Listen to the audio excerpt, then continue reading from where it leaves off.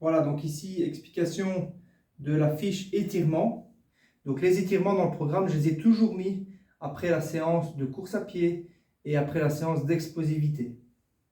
Ok, je les ai mis après, mais l'idéal, c'est de ne pas les faire tout de suite après. Donc le jour où vous faites votre séance de course, vous avez aussi une séance d'étirement à faire.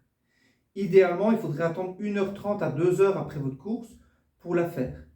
Parfois, au niveau de l'organisation, c'est difficile. Donc, ce que je vais vous demander, si vous ne savez pas la faire à 1h30, 2h, c'est de la faire avant votre séance. Comme ça, je suis sûr que vous ne vous blessez pas. Vous faites des étirements en étant à froid et donc vous ne risquez pas d'aller trop loin et de ne pas sentir que vous étirez trop fort. Ok, donc c'est vraiment ça l'idée. L'étirement, j'ai mis minimum 30 secondes par côté. Ça peut être plus. Plus vous allez attendre, plus vous risquez de gagner en souplesse. Mais bon, c'est toujours un peu embêtant. On n'a pas toujours envie de faire des séances d'une demi-heure, 1 heure d'étirement. Donc minimum 30 secondes d'étirement à distance de la séance. Soit longtemps après, soit avant votre séance. Peu importe quand avant, mais avant pour permettre de ne pas vous blesser. Ok, donc j'ai repris les 5 exercices de la routine qu'on a fait pendant la saison et j'en ai ajouté un qui est l'étirement des fessiers qu'on n'avait pas mis dans cette routine-là. Ok, donc le premier exercice, c'est l'exercice des adducteurs. Ok, donc on écarte ses pieds. On voit jusqu'où on peut aller en fonction de sa souplesse. À partir du moment où on a ses pieds bien écartés, on serre les abdos et on va fléchir une jambe pour sentir vraiment l'étirement dans la jambe qui est tendue. Là, on garde le dos bien droit et on maintient. Quand on sent un étirement, pas besoin d'aller chercher de la douleur, mais on doit sentir que ça étire. Ok, là, 30 secondes. On replace et on fait 30 secondes de l'autre côté. Il existe d'autres étirements des adducteurs, il y en a beaucoup. J'ai proposé celui-là parce que c'est un exercice qu'on fait debout. Donc si vous le faites avant votre séance de sport, que vous êtes en extérieur ou quoi, tous les exercices que je propose ici sont des exercices qu'on réalise debout. Maintenant, il y a de très bons exercices qu'on fait en étant couché au sol ou en étant assis, mais ça nécessite d'avoir un tapis de gym ou d'avoir un endroit où on peut le faire. Ok, moi ici, je fais tous les exercices qu'on fait debout. Deuxième exercice, c'est pour les abducteurs. Donc c'est l'inverse des adducteurs. L'abduction, c'est pour les fessiers, ici. Ok, à nouveau, exercice qu'on peut faire debout, c'est on prend son pied, on le met au-dessus de son genou et on va fléchir sa jambe et rapprocher sa poitrine du genou qu'on étire. Là. Ok, donc je vais le montrer comme ceci. Là. Et je vais venir fléchir. Ça va ? Vous pourriez aussi le faire en restant droit, en prenant votre pied et votre genou et en l'amenant vers vous. Ou avec un petit muret, quelque chose à l'extérieur. Vous avez un muret, vous mettez votre pied dessus, là, et vous êtes comme ceci, vous étirez votre fessier.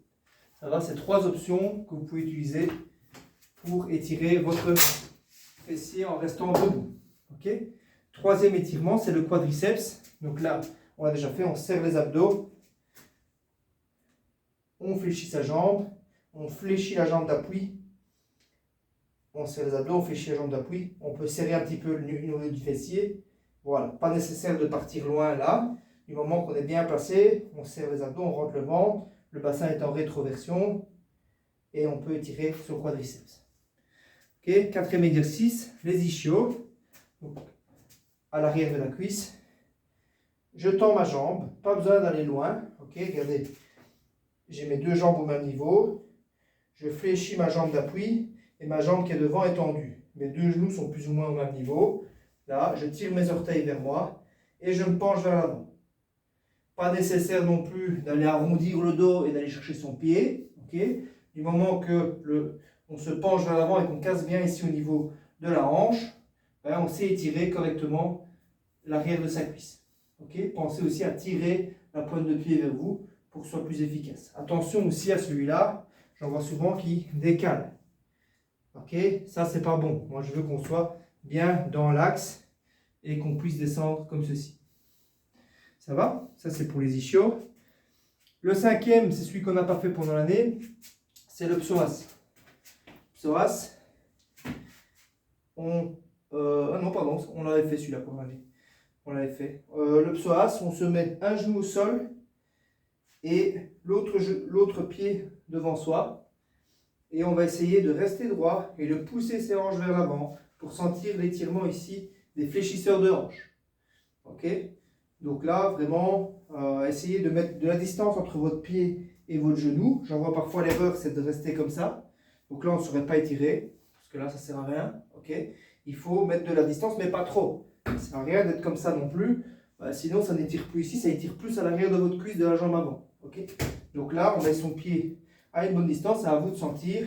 On pousse le bassin vers l'avant, on rentre les abdominaux et on pousse sa hanche. Ça va à nouveau éviter d'être latéral comme ceci, restez bien droit.